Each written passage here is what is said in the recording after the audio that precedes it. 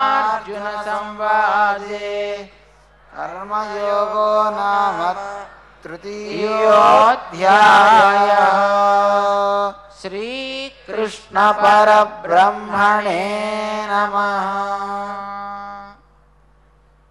జై శ్రీమన్నారాయణ.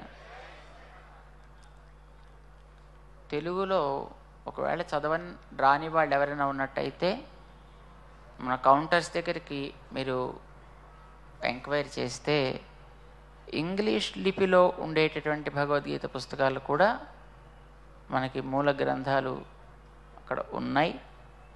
వాటినైనా మీరు వినియోగించుకోవచ్చు. అవి కూడా మీకు ఫ్రీగానే అందిస్తారు, ఉచితంగానే వాటిని కూడా మీరు అందుకోవచ్చును. భగవంతుడికి మరొకసారి మనస్సులో నివేదన చేసుకుందాం. 3వ అధ్యాయం చిన్న అధ్యాయమే, ఇక పైన 2వ అధ్యాయం ఒకటే పెద్దది, మళ్ళీ 10వ అధ్యాయం దగ్గర పెడితే కొంచెం పెద్దది వస్తుంది. అక్కడ దాకా అన్నీ చిన్న చిన్న అధ్యాయాలే ఉంటాయి.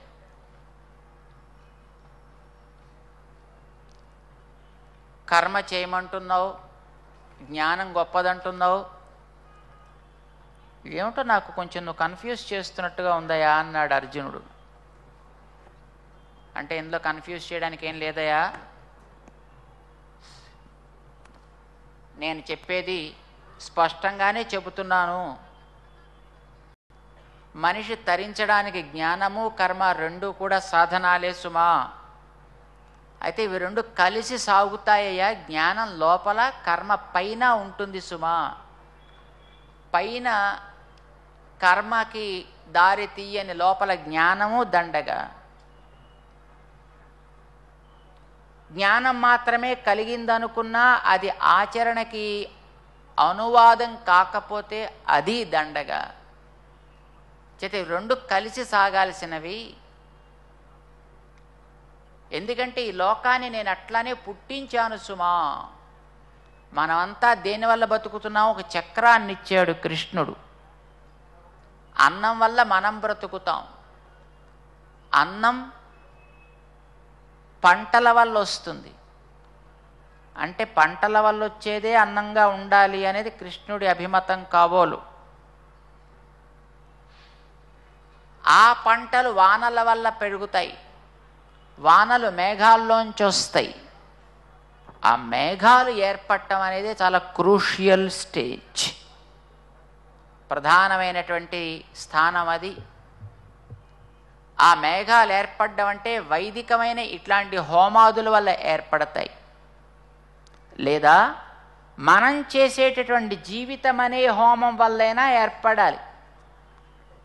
జీవితం హోమం అంటే పైన 4వ అధ్యాయంలో మళ్ళీ మనకి చెప్తాడు. అది ఇక్కడ మనకి కొంచెం సూచన చేశాడు. 4వ అధ్యాయంలో వివరిస్తాడు దాన్ని. అంటే మనం ఈ ప్రపంచాన్ని హోమకుండం కింద భావించి చూపులనే ఆహుతులని మనం వేస్తున్నాం. ఇది చేరేది భగవంతుడి యొక్క రూపము, దానికి అది కూడా హోమమే అవుతుంది. అప్పుడు చూసేవన్నీ కూడా హోమంలో మనం ఆహుతులు అర్పించడమే అవుతుంది. మనం తినేది శరీరమే ఒక కుండమని, లోపల అగ్నిలో మనం వేసేవి భగవంతుడికి ఆహుతులను అర్పిస్తే అది కూడా హోమమే. వినేదైనా అంతే. శరీరంలో పంచేంద్రియాలు అన్నీ అట్లానే మనం హోమాలు చేయొచ్చు. ఆ హోమాల వల్ల మేఘాలు ఏర్పడతాయి. హోమాలు చేయాలంటే నీ శరీరం నీకు ఉండాలి. శరీరం ఉండాలి అనంటే మరి దాంతో పని చేయాలి కదా. పని చెయ్యాలంటే నీ శరీరం దృఢంగా ఉండాలి. ఈ శరీరానికే బ్రహ్మ కర్మ బ్రహ్మోద్భవం విద్ధి అని చెప్పాడే. మరి శరీరం బ్రతికి ఉంటే కదండి మనం పని చేయగలిగేది. బ్రతికి ఉండాలంటే బ్రహ్మ అక్షర సముద్భవం.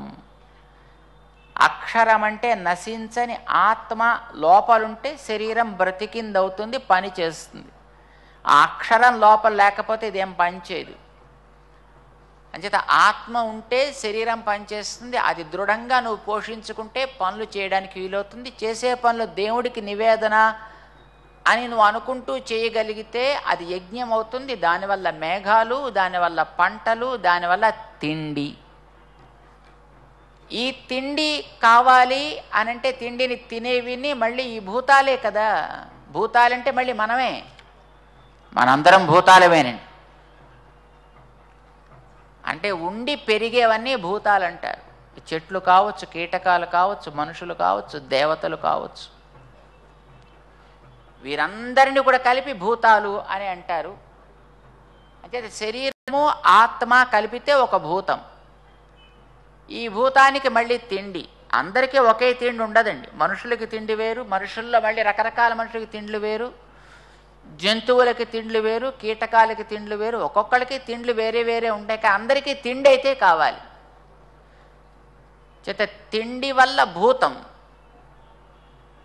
ఆ భూతం చేయవలసింది ఇందాక మనకి చెప్పాడు ఒక చక్రం లాగా.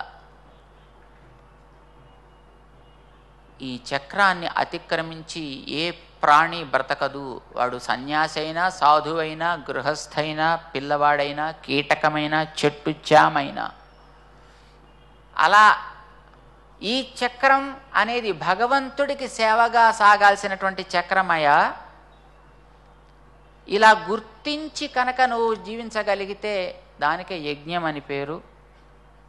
ఆ యజ్ఞం మీదే ప్రపంచమంతా ఆధారపడి ఉన్నది. ఇది నువ్వు గుర్తించాల్సి ఉంటుంది.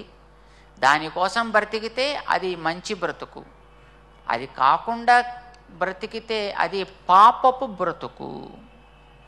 ఆర్జన పాపపు ఆర్జన, దాని భోగము పాపపు భోగం అంటాను. తినే తిండి కూడా పాపము తినుట అనే అవుతుంది సుమా అని భగవంతుడు చెప్పి, దీనికి పెద్దల యొక్క వాక్కే ప్రమాణము సుమా. వారు ఆదేశించిన రీతిలో మనం సాగాలి. ఆయా పనులు వారు ఎంతెంత చేశారో గుర్తించి మనం కూడా అలా చేసే ప్రయత్నం చేయాలి. అలా చేస్తూ ఉన్నప్పుడే నువ్వు ఇతరులని మంచి మార్గంలో పెట్టగలుగుతావు. నేను పెద్దవాడినండి నాకెందుకు అని నువ్వు మానినా, పనులు చేసే ఇతరులను చూసి అయ్యో ఇదంతా బిగినింగ్ స్టేజ్ వాళ్ళకండి, మాలాంటి ఎండింగ్ స్టేజ్లో వాళ్ళకి ఇవన్నీ అక్కర్లేదంటూ నువ్వు మానేసినా, నిన్ను చూసే మిగతా వాళ్ళు కూడా మాని పాడైతే వాళ్ళని పాడు చేసినందుకు నువ్వు కూడా నాశనమే అవుతావు తప్ప నువ్వు బాగుపడవు సుమా. నీ సంగతి ఎందుకయ్యా, నన్ను తీసుకో, నేను సాక్షాత్తు భగవంతుణ్ణి. నాకే బాధ్యత, ఏ బంధము నన్ను అంటదు. కానీ నేను కూడా చూసావా, నన్ను చూసి మరొకడు పాడు కాకూడదు అని నేను కూడా నియమాల్ని పాటిస్తూనే ఉన్నా. అందుకే నువ్వు కూడా నా యందు కర్మలని నిలిపి, భావనని నిలిపి, సవ్యమైనటువంటి రీతిలో వాటి యందు ఆశ పెంచుకోకుండా, మమత పెంచుకోకుండా, చేయవలసిన బాధ్యత నాదిది అనుకుంటూ చేయి. నీకు లభించాల్సినటువంటి రివార్డు తప్పకుండా నీకు వస్తుంది. అది లేకుండా నీ మీదే నువ్వు ఆధారపడి నన్ను మర్చిపోయావు అనంటే నీ తెలివితేటలు కానీ నీ శక్తి కానీ ఎందుకు పనికి రాదు సుమా. అట్లా నడిపించేది వెనకాతలు ఉండేటటువంటి నీలో రజోగుణం, కోరిక. దాన్ని నువ్వు త్రుంచవలసి ఉంటుంది ముందుకి సాగాలంటే అని 3వ అధ్యాయాన్ని ముగించాడు స్వామి.